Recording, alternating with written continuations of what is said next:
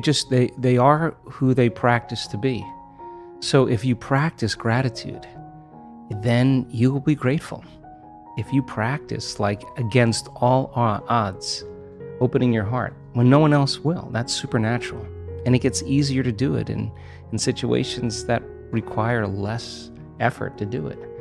And I think that people, like we'll have 1,000 people at this event coming from all over the world, and they'll learn how to do that. And if you're going to believe in a future, that you're imagining with all of your heart, it better be open and activated. And we actually measure.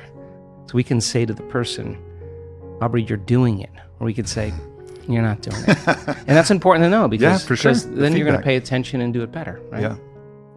If you're studying the life of Jesus as an example, or Buddha, that was the language of the time, right? So here we are in the contemporary world, and science has become that language. So when you combine a little quantum physics with neuroscience and neuroendocrinology and psychoneuroimmunology and epigenetics, all of those different branches of sciences, the new sciences, point the finger at possibility.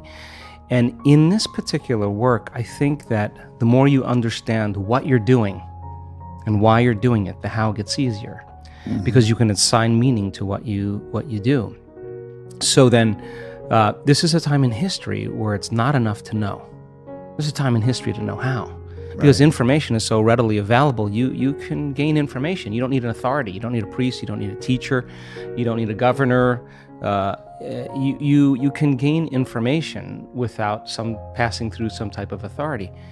And so people are empowered. And the next most practical question is, how am I going to apply this to my life? Now, when you learn new things, you make new connections in your brain. That's what learning is. But if you can't remember what you learned, then you haven't made any new connections that are sustainable or maintainable.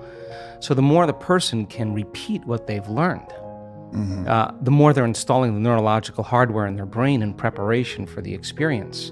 And so now they're priming their brain for the act, right? And when the experience happens, experience then enriches the circuitry in your brain. That's what experience does. So now you're laying down even more neurological tracks, but the payoff is the chemical called the emotion. And the moment you feel unlimited, the moment you feel grateful, the moment you feel abundant, now you're teaching your body chemically to understand what your mind is intellectually understood. So knowledge is for the mind and experience is for the body. And now we're embodying the truth of that philosophy. And we're literally signaling new genes in new ways and changing our future, or changing our genetic future. And if you've done it once, then you're an athlete, you'd be able to do it over and over again. And if you keep repeating it, you neurochemically condition your mind and body to begin to work as one. And the redundancy of the act over and over again conditions the body to know how to do it better than the mind. Now it's innate in you. It's second nature. It's easy. It's familiar. It's who you are. And so I think we start as philosophers, we initiate, we become initiates, and then we master it. Knowledge, experience, wisdom, mind, body, soul. Learning it with your head, applying it with your hands, knowing it by heart, thinking to doing to being. And so I think to answer that kind of question or that comment is that, we should get up as if our prayers are already answered. The problem is that our senses fool us into separation. The person says, I want to be healed, I want to be healthy, I want to be wealthy. And they imagine it and they come back and it's not there. And when they see it, it's not there. The thought of their future creates the emotion of lack or separation. And if thoughts are the language of the brain and feelings are the language of the body, now you have mind and body in opposition. So then, if you think about something like appreciation or thankfulness or gratitude, when you are receiving something, when you just receive something, when something is happening to you in the moment, or something just happened to you that you enjoy, or you're surprised about, or is pleasing to you, you feel this emotion of gratitude. So gratitude becomes the signature, the emotional signature that it's already happened. Gratitude is the ultimate state of receiving. So now when the person combines a clear intention of their future and they open their heart and they feel the emotion of that future, their body is objective. It's the unconscious mind. It doesn't know the difference between the actual experience in their life that's creating the emotion and the emotion that they're fabricating by thought alone. In that moment, their body is believing it's in that future, in the present moment. And the stronger the emotion they feel, the more altered they feel inside of them, the more they pay attention to the picture in their mind. And we could say then that they're beginning to remember their future. And biologically, it's the same as remembering your past. So if you keep practicing opening your heart and you keep combining it with a clear intention, then the thought and the feeling changes your state of being, which means then if you keep doing that over time, you'll feel like your future has already happened. Now, what's the significance of that? If you feel like your future has already happened, you stop looking for it. You're no longer waiting and wondering when it's going to happen or how it's going to happen. You feel like it's already happened. So now you take your foot off the gas and you're no longer trying to predict or control or expect how it's going to happen.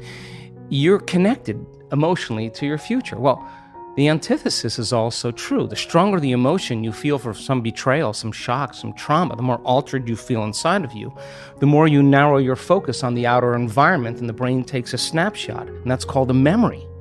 And so the stronger the emotion, the more the brain embosses the imagery neurologically in the brain. So then the person thinks neurologically within the circuitry of that experience, and they feel within the boundaries of those emotions. So then we could say then the person's biology is literally in the past. So you can't create a new future if your state of being is in the past. So people reaffirm their identity this way. They wake up in the morning and they say, let me think about my problems. And those problems are memories of past experiences that are etched in their brain.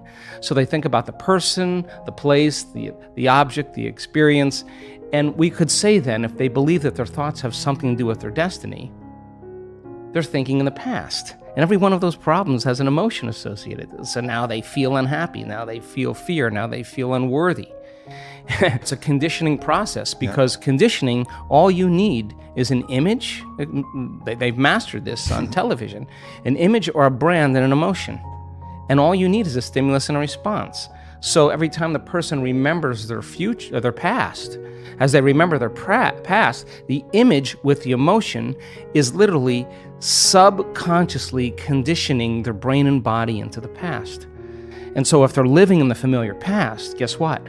They're going to predict the next future. They're going to want to be able to predict their future. So because that's the known. So that there's only one place where the unknown exists, and that's the present moment. And teaching people how to get into the generous present moment takes an act of awareness.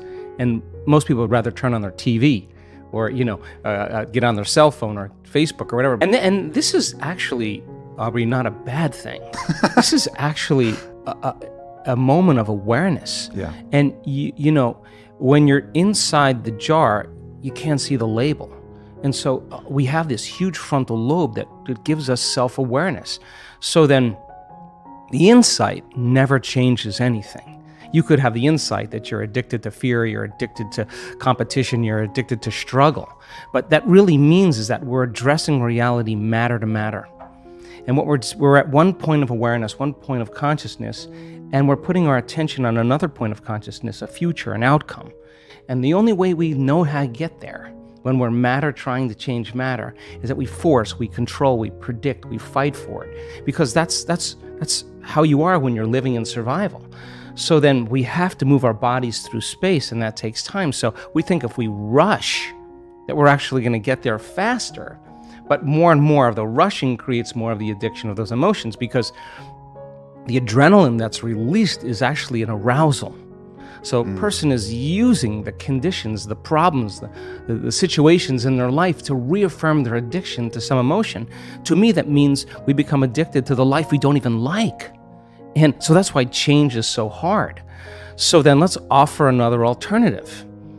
Well, when you begin to create from the field instead of from matter, the only way you can do that is you have to learn how to take all of your attention off your body and become a nobody. Take all of your attention off all the people in your life that you give so much of your attention and energy to because you have an emotion associated with them. And get beyond all the people in your life and go from a someone to a no one. Mm-hmm. Now, if you've worked your whole life being a someone, or if you've been working your whole life thinking that you're your body, you're going to have to work a little harder because that's your identity. Sure. That's what you're associated with. And if this was easy, everybody would be doing it. So then you have to go get beyond all the things in your life, your cell phone, your computer, your car, and literally go from something to nothing. You have to take all your attention off the place you work, the place you live, the place you need to be, the place you're sitting, and go from somewhere to nowhere. You got to stop thinking about the predictable future and the familiar past and go right into the present moment and go from some time to no time. And if you do that properly, you become pure consciousness. And that's how you enter the field. Now, we've done the research on this. We call it getting beyond the self. Now, once you are pure consciousness, you're taking all of your attention off this three-dimensional reality. Now, where you place your attention is where you place your energy. So if you've taken all of your attention off of everything material, there's only one place you're going to wind up, and that is the immaterial realm called the quantum field, an invisible field of energy that unifies and connects everything material. So now when you're creating from the field and you combine a clear intention with an elevated emotion and you're connected and you feel connected, the suggestion of an alternative way to create is that when there's a vibrational match between your energy and some future reality, you actually no longer have to go anywhere to get it. You're actually the vortex, and you will collapse space and time and draw the experience to you. Now that, to me, is a lot more fun because the experience is the unknown. You can't predict when it's going to happen or how it's going to happen, because if you can predict it, it's the known. So then you have to lay down the very thing you use your whole life to get what you want for something greater to occur. Now that goes against generations untold of conditioning and a lifetime of habituation, believing that we're trapped in this material world. And yet, I can say to you, without a doubt, that once you understand that formula, and once you know how to create that kind of brain and heart coherence, the side effect of that is a change in biology, neurologically, chemically, hormonally, genetically. We've measured it. We've seen gene regulation changes in 4 days. More brain coherence, more heart coherence. Your brain's working better. You're trusting your heart. It's open. There's different chemicals that are released. Oxytocin suppresses survival centers, resets the baseline of a person's trauma or shock. Your immune system goes up. You lengthen your telomeres. We've measured that too. So you're changing the future of your body. You're extending your life. That's evidence, right? So we have the evidence to know that it could happen because we've measured it. Wow, what amazing and inspiring message by Dr. Joe Dispenza. I hope you enjoyed this amazing speech and you will start practice gratitude. We'll continue with our daily challenge. Can you complete the inspiring quote and give us the right answer? If you can do it first, you're the daily winner. Many of you knew the right answer the last time, so congratulations to everyone with the correct answer. We were looking for 2 words and the quote was Joe Dispenza's and goes like this. Your personality is made of how you act, how you think, and how. The correct answer was you feel. So, your personality is made of how you act, how you think, and how you feel. Today we also have the quote that belongs to Joe Dispenza and it goes like this. If you want a new outcome, you will have to break the habit of being yourself and reinvent a... So we are looking for 2 words and I'm sure you will know the correct answer. Write your answer in the comments below the video. Even if you're not sure, try and guess. You might be the winner of this challenge. If you love this video and find it helpful, give your thumbs up and share it with your friends. Help me make this video more popular.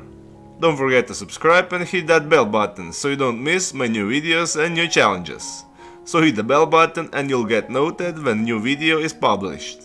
If you really like what we do here and want to support us, you can join our channel and our community for a symbolic fee and gain many other additional features. You can do that by clicking the join button next to the subscribe button. Or you can click on the link in the description of